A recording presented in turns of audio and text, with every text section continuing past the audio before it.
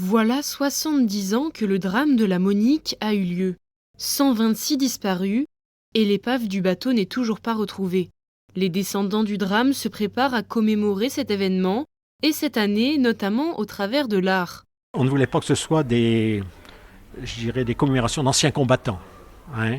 On voudrait que finalement la vie continue. La vie continue et vous verrez la fresque donc, qui est en cours de réalisation sur le musée maritime. Il y a des fleurs, il y a des oiseaux. Dans un coin, on voit les disparus. De l'autre côté, on voit les descendants, c'est-à-dire ceux d'aujourd'hui. Parmi les événements de commémoration organisés sur toute la Nouvelle-Calédonie, il y a donc cette réalisation d'une fresque sur le musée maritime de Nouméa. Pour cela, l'artiste a dû s'imprégner de l'histoire du drame.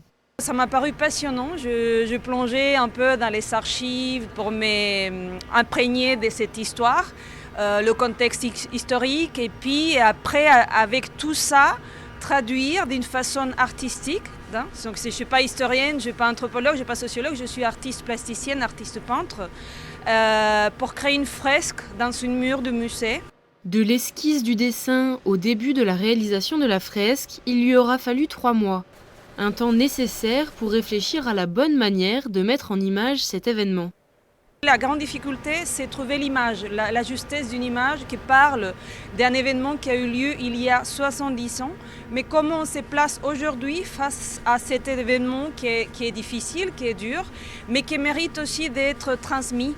Alejandra va continuer à peindre jusqu'à l'inauguration de la fresque, le 24 juillet. D'autres événements sont organisés sur toute la Grande Terre jusqu'au mois de novembre. Le programme est à retrouver sur le Facebook de l'association La Monique.